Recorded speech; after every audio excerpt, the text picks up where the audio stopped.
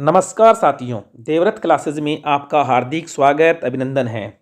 आज हम पढ़ेंगे 3 जनवरी के करंट जीके के महत्वपूर्ण प्रश्नों के बारे में। पहला प्रश्न है, मुख्यमंत्री निःशुल्क यूनिफॉर्म वितरण योजना के तहत हाल ही में कितनी राशि की स्वीकृति प्रदान की गई? तो ध्यान रखना, 55 करोड़ 10 लाख की राशि की स्वीकृति है वो प्रदान की गई। आपको पता है साथियों, यह योजना 29 नवंबर 2022 को शुरू की गई थी और इस योजना के तहत क्या था, कक्षा 1 से 8 तक पढ़ने वाले छात्र छात्राओं को यानी प्रत्येक बच्चे को 2 ड्रेसेस हैं वो प्रदान की गई थी। अब उन ड्रेसेस की सिलाई के लिए राज्य सरकार है 200 रुपये प्रति बालक है उनके खातों में डाल रही है। तो उसके लिए 55 करोड़ 10 लाख की जो राशि है उसके लिए सीएम गहलोत साहब ने स्वीकृति है वो प्रदान कर दी। अगला प्रश्न है, सखा संगम कार्यक्रम का संबंध है। तो सखा संगम क्या है? विद्यालय में पढ़ चुके पूर्व विद्यार्थियों का क्या है, एक मंच है। राज्य सरकार ने ऐसी योजना चलाई है कि विद्यालय में पढ़ चुके जो पूर्व विद्यार्थी हैं उनको एक मंच उपलब्ध करवाया जाएगा, उन्हें एक बार गेट टुगेदर करने का मौका दिया जाएगा। किस कार्यक्रम के तहत? सखा संगम के तहत। और ये क्या करेंगे, विद्यालय में अध्ययनरत छात्र छात्राओं को मोटिवेशन प्रदान करेंगे ताकि वो विद्यार्थी हैं पढ़कर आगे बढ़ सकें। अगला प्रश्न है, हाउसिंग बोर्ड चौपाटी और मसाला चौक चौपाटी की सफलता के बाद जेडीए किस नई चौपाटी का निर्माण करने जा रहा है? तो ध्यान रखना, नई चौपाटी कौन सी है? सरस चौपाटी। अब जेडीए क्या करेगा, सरस पार्लर, जो सरस के पार्लर है कहाँ पर? JLN मार्ग पर, यानी जवाहरलाल नेहरू मार्ग पर जो सरस पार्लर है उन्हें क्या करेगा, सरस चौपाटी के अंदर बदलेगा।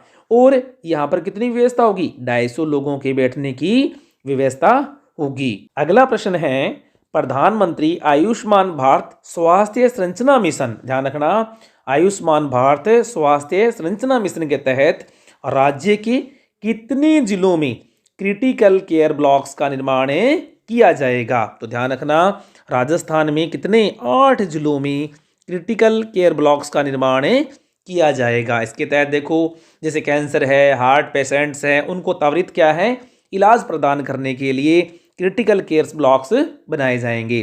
कितने जिलों में? अभी 8 जिलों में बनाए जाएंगे। कौन कौन से 8 जिले? जयपुर, जोधपुर, अजमेर, उदयपुर, श्रीगंगानगर, बांसवाड़ा, अलवर और दौसा।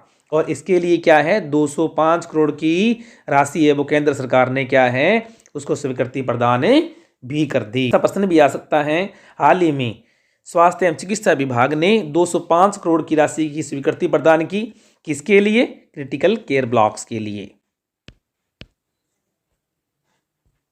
अगला प्रश्न है, भारतीय आर्थिक सर्वेक्षण केंद्र की जनवरी में जारी रिपोर्ट के अनुसार राजस्थान में बेरोजगारी दर है। अब देखो, राजस्थान में बेरोजगारी दर है वो कितनी हो गई? 28.5%। ध्यान रखना, 28.5%, यानी पहले कितनी थी? 24.4% थी और अब दिसंबर में कितनी हो गई? ध्यान रखना, ये आंकड़ा कब का है? दिसंबर का है, जनवरी में जारी हुआ है। ये आंकड़ा कब का है? दिसंबर 2022 का। तो पहले क्या थी ये? नवंबर में 24.4 थी, अब क्या है 5% और बढ़कर कितनी हो गई? 28.5% हो गई। और ध्यान रखना, सर्वाधिक जो बेरोजगारी है वो किसमें है? हरियाणा के अंदर। कितनी? 37.4। अगर इनका क्रम पूछे तो सर्वाधिक बेरोजगारी दर कहाँ पर है? हरियाणा में। और दूसरे नंबर पर राजस्थान है और तीसरे नंबर पर क्या है? दिल्ली। यहाँ पर थोड़ा सा मिस्टेक है, तो पहले नंबर पर हरियाणा, दूसरे नंबर पर राजस्थान और तीसरे नंबर पर कौन है? दिल्ली है। अगला प्रश्न है, जैन समुदाय का तीर्थ स्थल समेध शिखर है जिसे हाल ही में पर्यटन स्थल घोषित किया गया, यह किस राज्य में स्थित है? तो ध्यान रखना, श्री समेध जी जो शिखर है कहाँ पर स्थित है? झारखंड के गिरिडीह में स्थित है, झारखंड के अंदर स्थित है। और इसे किस नाम से जानते हैं? पार्श्वनाथ माउंटेन के नाम से भी जाना जाता है। और आजकल आपने देखा होगा ये क्या है, जैन धर्मावलंबियों के लिए क्या है, चर्चा का विषय बना हुआ है। क्यों? क्योंकि यहाँ पर 24 तीर्थकरों में से 20 तीर्थकरों ने यहाँ पर मोक्ष प्राप्त किया था। अगला प्रश्न है, किस जिले के जिला कलेक्टर ने खेलो पाली अभियान है, इसके तहत हर गांव में स्टेडियम का निर्माण किया जा रहा है। तो ध्यान रखना, कहाँ पर? पाली जिले के अंदर। यहाँ पाली जिले के जिला कलेक्टर हैं नमित मेहता ने हर गांव में स्टेडियम निर्माण करने के लिए खेलो पाली अभियान को शुरू कर रखा है और इसके तहत हर गांव में क्या बनाया जाएगा? बच्चों को खेलने के लिए स्टेडियम का निर्माण किया जाएगा। और अब तक क्या हुआ? 341 गांवों में से 300 गांवों में खेल स्टेडियम है, वो उसकी स्वीकृति है वो प्रदान भी की जा चुकी है। अगला प्रश्न है, भारत के किस राज्य में WHO की गाइडलाइंस के अनुसार विषरोधी शोध केंद्र की स्थापना की जा रही है? तो ध्यान रखना, वलसाड है गुजरात के अंदर। वलसाड है गुजरात के अंदर।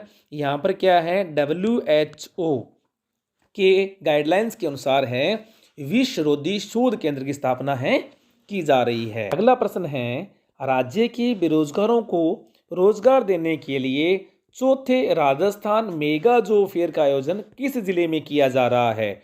तो ध्यान रखना, किस जिले में किया जा रहा है? उदयपुर में किया जा रहा है। आपको पता है राजस्थान सरकार है बेरोजगारों को रोजगार देने के लिए विभिन्न कंपनियों के साथ में टाई अप करके मौके पर ही क्या है? रोजगार प्रदान किए जा रहे हैं। तो इसके लिए राजस्थान मेगा जॉब फेयर्स का आयोजन राज्य सरकार है वो कर रही है और ये चौथा जो मेगा जॉब फेयर है कहाँ पर आयोजित किया जा रहा है? उदयपुर के अंदर। इससे पहले 3 कहाँ हुए? पहला हुआ 11 से 13 नवंबर कहाँ पर? जोधपुर में। दूसरा 14 से 15 नवंबर कहाँ पर हुआ? जयपुर में। तीसरा कहाँ पर हुआ नवंबर में? यानी 28 और 29 नवंबर को बीकानेर में। और अब क्या है? चौथा जो मेगा जो फेयर है उसका आयोजन कहाँ पर होगा? चौथा मेगा फेयर है 4 से 5 जनवरी उदयपुर में आयोजित किया जाएगा। अगला प्रश्न है, राज्य की पहली सोलर नदी सिंचाई परियोजना किस नदी पर बनाई जा रही है? राज्य की पहली सोलर नदी सिंचाई परियोजना है वो किस नदी पर बनाई जा रही है? ध्यान रखना, मेज नदी बिजोलिया भीलवाड़ा के अंदर बनाई जा रही है। किस नदी पर? मेज नदी बिजोलिया भीलवाड़ा के अंदर है, इस पर बनाई जा रही है। और इस योजना से होगा क्या? यानी सोलर नाम से स्पष्ट है, इस योजना से 2 पंचायतों के 17 गांवों को क्या मिलेगा? पानी भी मिलेगा और साथ में क्या होगा? विद्युत उत्पादन भी होगा। और इस परियोजना पर कितना? 52 करोड़ रुपए क्या होंगे? खर्च होंगे। अगला प्रश्न है, राज्य के किस विभाग ने वृद्धजनों की समस्याओं के समाधान के लिए टोल फ्री नंबर जारी किए? ध्यान रखना, यानी वृद्धजन हैं उनको किसी प्रकार की समस्या आती है तो उनके लिए टोल फ्री नंबर हैं वो जारी किए। जैसे वृद्धों को समय पर पेंशन नहीं मिलना, इस तरह की जो समस्याएं हैं उनके लिए सामाजिक एवं न्याय अधिकारिता विभाग राजस्थान ने टोल फ्री नंबर कितने? 14567 ये नंबर है वो जारी किए हैं। अगला प्रश्न है, राज्य के किस जिले में विज्ञान और कला प्रदर्शनी साकार, नाम ध्यान रखना साकार, का आयोजन किया गया? तो ध्यान रखना, जयपुर में किया गया। साथियों, वीडियो छोटा सा वीडियो होता है और इस वीडियो को पूरा देखा करो, क्या पता आप आने वाले एग्जाम्स में आपको यहाँ से कोई क्वेश्चन देखने को मिले। तो वीडियो को लाइक भी कर दिया करो, शेयर भी कर दिया करो, साथ में चैनल पर फर्स्ट टाइम है तो चैनल को सब्सक्राइब अवश्य कर लिया करो। तो साकार जो विज्ञान और कला प्रदर्शनी है उसका आयोजन कहाँ पर किया गया? जयपुर में। अगला प्रश्न है, राज्य में ई फाइलिंग सिस्टम की शुरुआत कब हुई? वेरी वेरी इंपॉर्टेंट प्रश्न है साथियों। इसकी शुरुआत कब हुई? 1 जनवरी 2023 से। अगला प्रश्न है, सुर संगम के 33वें राष्ट्रीय युवा संगीत समारोह का आयोजन किस जिले में किया जाएगा? ध्यान रखना, 33वें तो किस जिले में होगा? जयपुर जिले में होगा। कब से? 27 से 29 जनवरी को होगा। और इसमें क्या राजस्थान पत्रिका ने क्या घोषणा की है कि जो इसमें प्रथम विजेता रहेगा उसे क्या है? मिलाप कोठारी स्मृति अवार्ड है वो प्रदान किया जाएगा, जिसके तहत 1 लाख रुपए की राशि है वो प्रदान की जाएंगी। इसी प्रकार से सेकंड स्थान पर रहने वालों को निर्मल सेठिया अवार्ड, जिसके तहत 25,000 राशि है वो प्रदान की जाएगी। और तृतीय स्थान पर रहने वालों को माणक भावना स्मृति अवार्ड, जिसके तहत 10,000 रुपये की राशि है वो प्रदान की जाएगी। अगला प्रश्न है, राज्य के किस जिले में centre of excellence with modern facility जनजाति हॉस्टल का निर्माण किया जाएगा? तो ध्यान रखना, उदयपुर के अंदर। उदयपुर के अंदर एक जगह है, इसका नाम है चित्रकूट। यहाँ पर क्या है? Centre of excellence with modern facility जनजाति हॉस्टल का निर्माण किया जाएगा। और इसके लिए राज्य सरकार ने 14.80 करोड़ की राशि की स्वीकृति भी प्रदान कर दी। और ध्यान रखना, ये हॉस्टल किसके लिए है? छात्राओं के लिए है, केवल बालिकाओं के लिए है जो जनजाति से हैं, इसके लिए। और ये इस हॉस्टल में क्या होगा? 120 छात्राओं के लिए कितनी कितनी फैसिलिटी होगी? 120 छात्राओं के लिए 7 मंजिला अत्याधुनिक हॉस्टल बनाया जाएगा। इसमें छात्राओं को यहाँ पर बास्केटबॉल, वॉलीबॉल, जिम की सुविधा भी मिलेगी और साथ में वोकेशनल रूम और ग्रूमिंग रूम की सुविधाएं भी यहाँ पर छात्राओं को मिलेगी। इसी तरह से ध्यान रखना साथियों, छात्रों के लिए भी क्या है? छात्रों के लिए भी क्या है? एक हॉस्टल का निर्माण किया जा रहा है। कहाँ पर? नाथद्वारा राजसमंद के अंदर। अगला प्रश्न है, राष्ट्रपति द्रौपदी मुर्मू 3 जनवरी से राजस्थान के विभिन्न कार्यक्रमों में शामिल होने के लिए राजस्थान का दौरा करेंगी। यह राष्ट्रपति बनने के बाद में उनका राजस्थान का कौन सा दौरा होगा? तो ध्यान रखना, राष्ट्रपति के रूप में उनका कौन सा दौरा होगा? पहला दौरा होगा। विशेष बात जो है द्रौपदी मुर्मू है वो 4 जनवरी 2023 को रोहटपाली में होने वाली जम्बूरी में का उद्घाटन भी करेंगी। कौन सी जम्बूरी होगी? ये 18वीं जम्बूरी होंगी। अगला प्रश्न है, राजस्थान क्रिकेट वुमेन अंडर 15 की कप्तान कौन है? तो ध्यान रखना, आजकल ये चर्चा में बनी हुई है, वेरी वेरी इंपॉर्टेंट। क्या नाम है इसका? अंशु सैनी। अंशु सैनी अंडर 15 की क्या है? महिला क्रिकेट टीम की कप्तान है। और कहाँ की है ये? हनुमानगढ़ की रहने वाली है। तो देखो इसके बारे में, राजस्थान को अंडर 15 वुमेन प्रतियोगिता में लगातार तीसरी जीत दिलाने वाली हनुमानगढ़ की रहने वाली कौन है? अंशु सैनी है। और ये प्रतियोगिता कहाँ पर हो रही है? राजकोट गुजरात में संपन्न हो रही है। और अंशु सैनी के कैप्टनशिप में क्या है? राजस्थान ने अब तक असम, अरुणाचल प्रदेश और जम्मू कश्मीर जैसी टीमों को हरा चुका है। तो ध्यान रखना, कौन है राजस्थान क्रिकेट वुमेन अंडर 15 की कप्तान कौन है?